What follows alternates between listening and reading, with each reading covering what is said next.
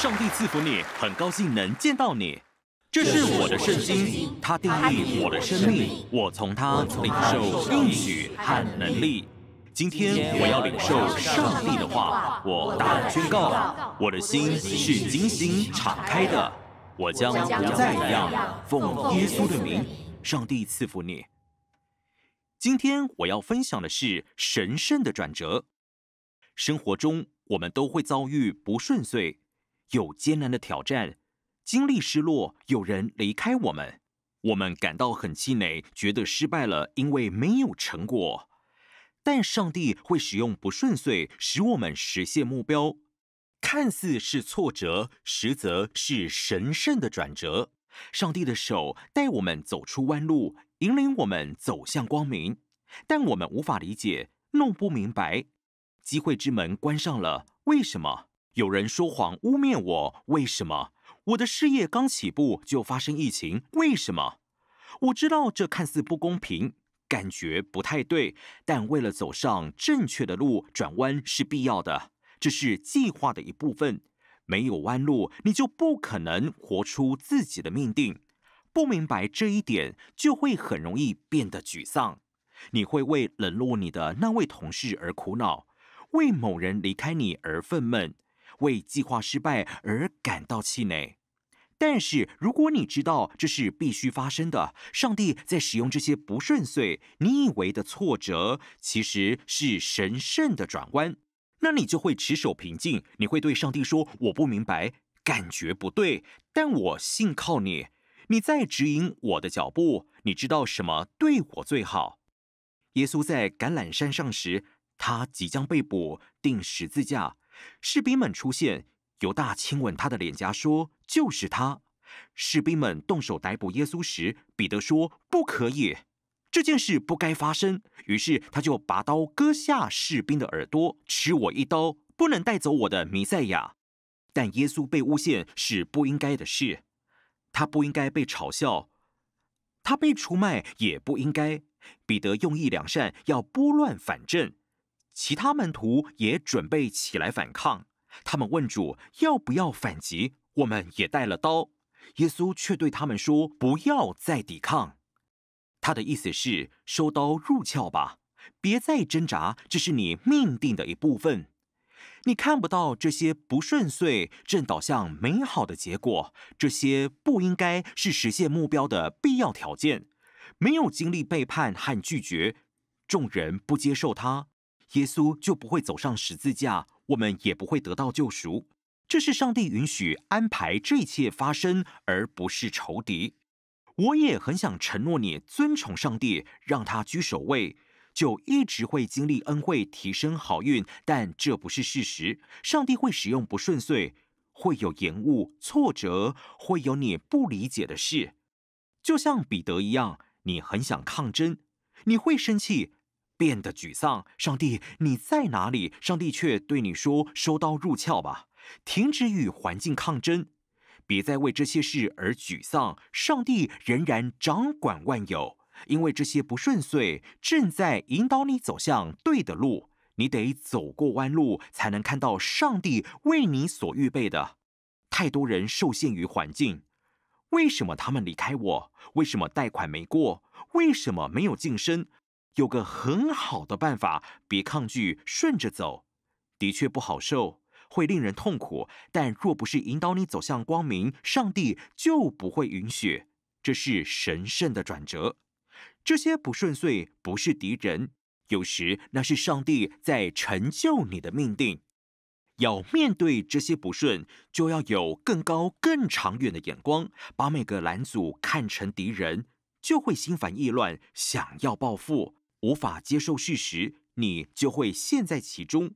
可是一旦你明白这是个神圣的转折，上帝在使用不顺遂，我们不理解的事，推动我们进入命定，你就会顺势而行。使徒保罗就是这样做的，他在做对的事，去各地建立教会，甚至撰写新约圣经。但他却因分享信仰而被捕，于是在坐船前往罗马受审途中，他们遭遇暴风雨，有整整14天都看不到太阳和星星。海上波涛汹涌，狂风大作，已经无法掌控船只的方向。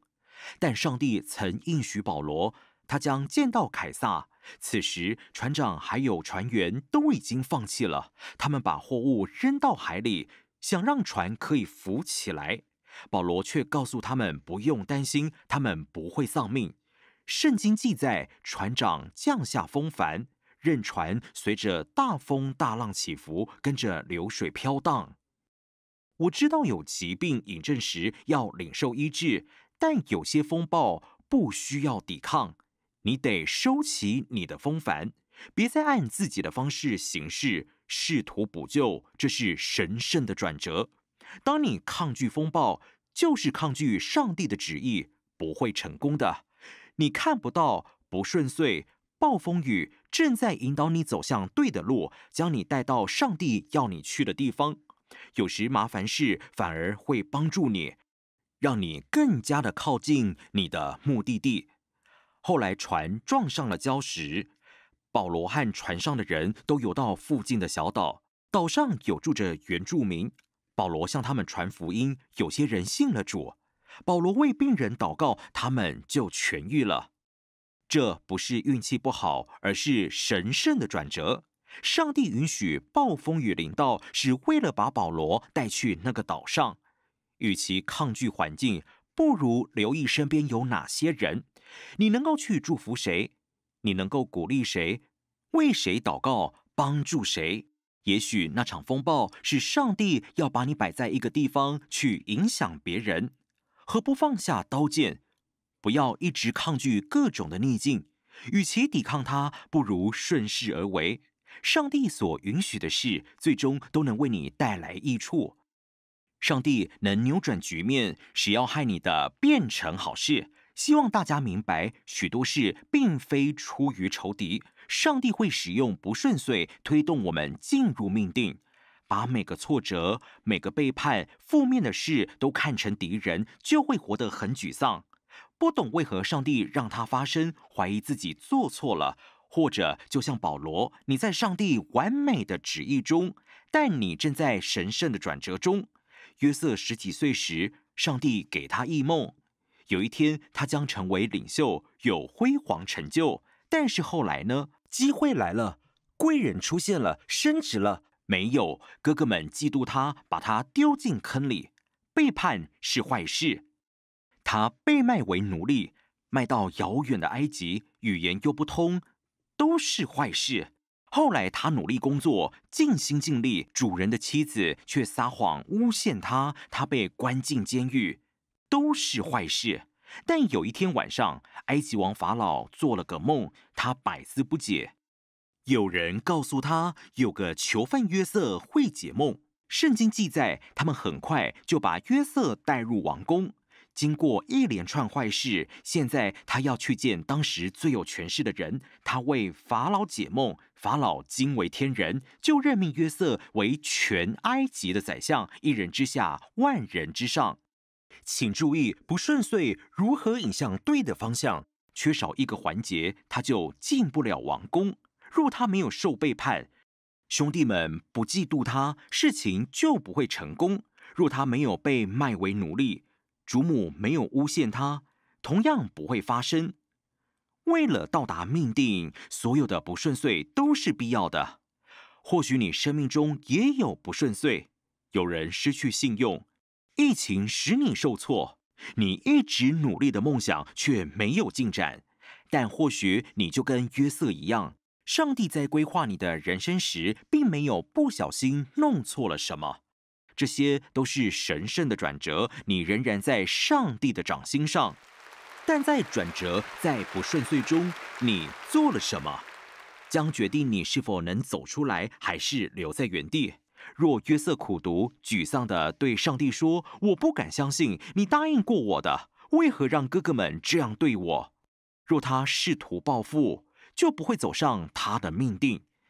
但他的态度是：我不喜欢这样，不公平，但我不去抗拒，而是顺着走。上帝仍然掌权，他为我一生设立的目标终将实现。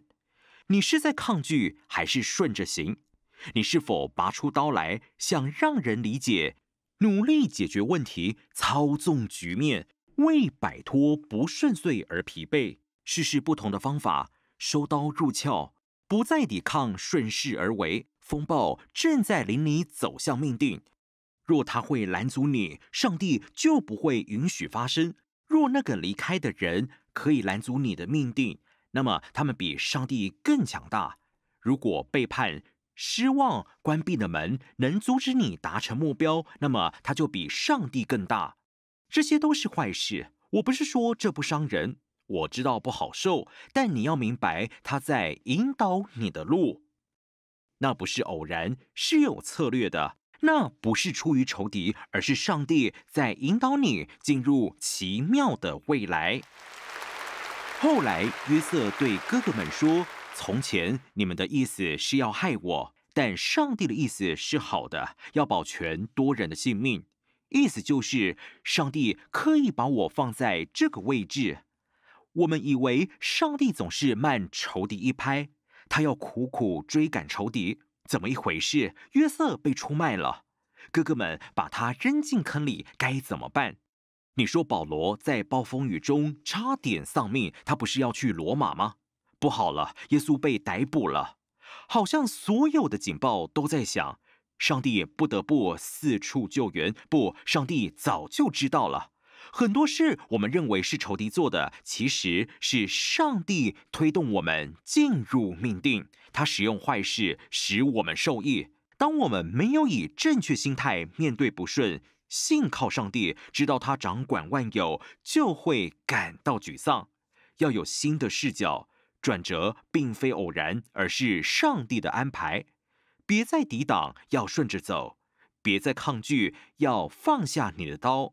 你可以有安息安稳，知道不顺遂和不理解的事不会拦阻你，而是引领你进入上帝的完美计划。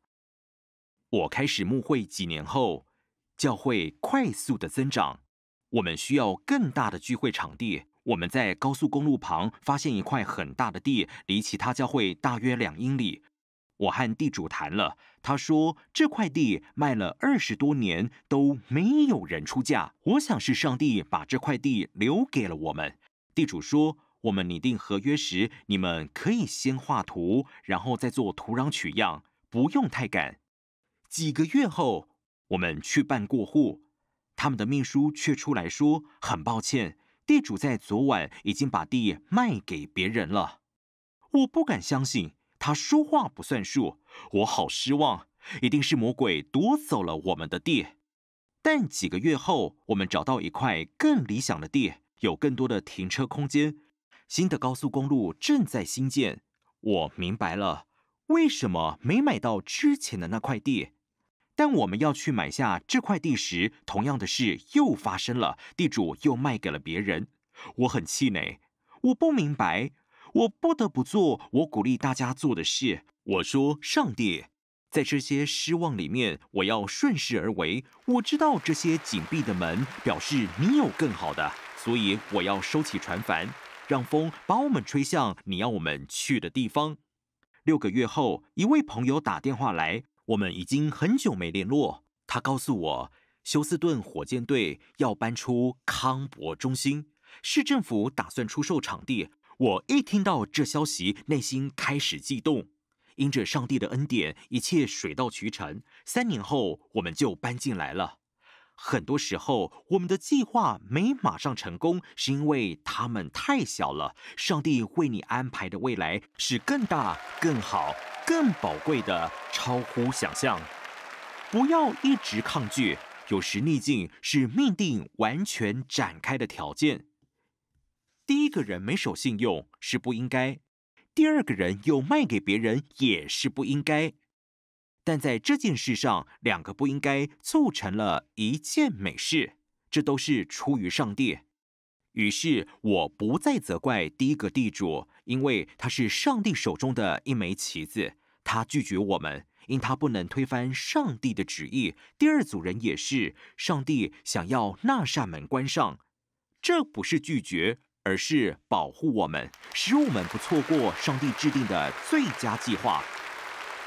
或许生活中有些事让你感到很失望、很不公平，你不理解，但有一天你回首时，你会明白那是必须发生的。他们必须拒绝，犹大必须背叛主，哥哥们得把约瑟扔进坑里，门必须关上，暴风雨必须来，所有这些事都必须出错，你才能到达目的地。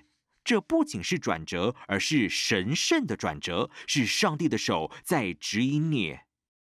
多年前，师母弄丢了结婚戒指，这枚戒指是传家之宝，从祖母传给了母亲，后来又传给了维多利亚。我们一直到处找这枚戒指，每个抽屉、每个垫子、她的包包、裤子口袋，但是都找不到戒指。最后我放弃了，找不到了。3年后的某个主日，聚会结束后，我们开车去德州。那天我要替姐姐和姐夫讲道，2小时车程。聚会结束后，我累了，准备要回家。夜里11点，乡下公路上一辆车也没有。那里限速60英里，但我开得有点快。我想告诉你多快，但我妈妈坐在前排。师母说：“约尔，开慢点，会被开罚单。”我说：“这里都没车，路上很空。”这时后面突然闪起了红灯。我看了师母一眼，她无奈地摇了摇头，毫无怜悯之心。一位年轻警官来到我的车窗前，很礼貌，我把驾照递给了他。他看了看说：“你就是那个牧师吧？”我展露了招牌，微笑说：“是的。”他说：“你今晚在信心家庭教会讲道时，我父亲负责招待。”我说：“真奇妙。”我跟他聊了一下，他人真好。主啊，原谅我，他要看我们的保险卡。维多利亚开始在置物箱里翻找，到处都找不到。天很黑，什么都看不见。最后，他把东西都拿出来，放在膝盖上找。然后他伸进置物箱最里面，摸到一个硬硬奇怪的东西。他动了动，把它拿了出来，一看，原来是他的戒指。他像中了彩券一样大叫起来。我心想：小姐，你开心了，我要去坐牢了。他仿佛在说：我找到戒指了，2周后来接你。我们告诉了警官，他很为我们高兴。他说：我一直想去你们教会，你能给我安排个座位吗？我说：警官，整区都留给你。他把驾照还给我，说：下周见。那是一次神圣的转折。我不喜欢被拦下，其实是我犯了错，但最终仍导致美好的结果。上帝就是这么好。玛利亚是个拿撒勒的少女，她已经和一位年轻人约瑟订了婚。你可以想象她有多兴奋，筹备婚礼，挑选鲜花，参加告别单身的活动。约瑟是个不错的对象，优秀正直，这是他一生中最美好的时光。但此时天使来到，告诉他，他将以童女之身产下儿子，就是弥赛亚。他简直不敢相信，这消息太惊人。世上有这么多女人，他却被选中。天使没有告诉他的是，在美好的结果出现之前，还有很多错误的事要发生。某种意义上，他是在错误的时间受孕，他还没结婚。当他告诉约瑟他有孩子了，但不是另一个男人，而是圣灵感孕。约瑟说：是那个拿撒勒的妇女教你这样说的，我才不相信。约瑟很不高兴，他打算要解除婚约。他自己的未婚妻怀上别人的孩子，让他感到尴尬和羞辱。但天使来找约瑟，说：我知道这似乎不对，我知道这不寻常，但玛利亚是说实话，要相信她。镇上的人们一定议论纷纷。看看玛利亚，她怀孕了，还没结婚呢，流言蜚语、诽谤，令人受伤，不应该的事。9个月后，她即将临盆。希律王要求进行人口普查，大家都得回去自己老家清点人数。这是错误的时间。玛利亚很疲倦，睡不着，脚肿，背疼。约瑟，你要我骑上驴子，一路颠簸地走90里路，回到伯利恒。你最好再祷告，那话不是上帝说的。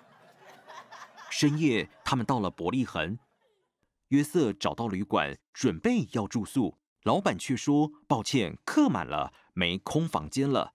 拜托你想想办法。我妻子快要生产了，我们走了很久，很抱歉，我们没有房间，门关闭，又一个不应该。”玛利亚一定想告诉天使：“你说我会生下弥赛亚，你说会有奇妙大事，但你没把这些事告诉我。上帝在说，要先经历不顺遂，才能有好结果。上帝赐你应许，把梦想放在你心里，但若你不知如何处理拦阻，不知逆境是上帝计划的一部分，他在引导你走向美好，就会在途中灰心丧气，放弃梦想。”约瑟找到一个谷仓，是唯一的地方。玛利亚进去里面，在马槽里生下耶稣。博士们来到，东方的星星在天空，弥赛亚就降生了。我们在圣诞卡上看到马槽的场景如此美丽，玛利亚抱着小耶稣，喜乐无比。博士们站在一旁，星星闪耀着光芒。多么宁静荣耀的夜晚！假使玛利亚在这里，她会告诉你，别被圣诞卡片给骗了。的确，那是荣耀之夜。的确，我很荣幸能参与这件事。但有很多事情你们没看到，你们看到的是结果，是上帝的信实和他旨意完全的成就，却没看到在此之前必须经历的不顺遂。我在错误的时间怀孕，未婚夫想把我休了。我几乎名节不保，怀着身孕还得骑驴跋涉，但没有这些事，他就无法成就命定。这些都是上帝允许的。没有在不顺遂中忠心，就不可能见到美好的结果。遇到不顺遂、不应该时，要知道上帝已赐你恩典来面对，他不会允许不顺遂，却不给你力量、恩惠和坚忍来度过。别抱怨对你不利的事，为什么会这样？上帝这不公平，要刚强站立。你也蛮有能力，你受了装备，能应对每一个新季节的到来。马太福音记载，玛利亚经历的这一切事，都是为了应验很久以前的预言。以赛亚曾预言童女怀孕生子，她必须在错误的时间受孕。预言还说，耶稣将降生在伯利恒。希律得在错误的时间进行人口普查，让他们从拿撒勒到伯利恒。这些错误都是必要的。我要说，你的生命中有个预言，有些事是上帝已经为你安排好的，创世之前已经写在他的册上。就像玛利亚，你无法理解发生的一切，感觉不对，不公平，是错的时间，这些都是必须的，它必须发生，引领你走向应许和超乎想象的事，你从未见过的恩宠、影响力和机遇。重要的是，天使得来到约瑟面前说，要相信玛利亚，是很难相信，但有些事其实是上帝的旨意。也许上帝派我像天使一样告诉你，坚持下去。你觉得不对，也许不公平，但上帝自有安排。错误并非偶然，而是有目的的。看似是个大错误，因为你的未来有个大好事，上帝的计划即将要展开。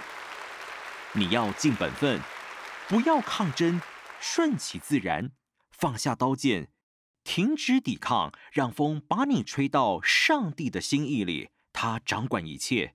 你可能会走弯路，但我鼓励你，这是神圣的转折。仇敌没有控制你的命定，只有上帝能。他过去没让你失望，现在也不会。若你用正面的态度走过不顺遂，我相信并宣告，就像玛利亚，你将看到新的恩惠。像约瑟，新的大门突然打开，负面情势翻转，提升医治，你的命定完全展开。奉耶稣的名，有领受的人，请说阿们。现在你可以接受耶稣成为生命的主，跟着我祷告，请说：主耶稣，我要为罪悔改，进入我的心，掌管我，做我的救主。如果你这样祷告，那你已经重生了。找一间教导圣经真理的教会，并尊崇上帝。Discover the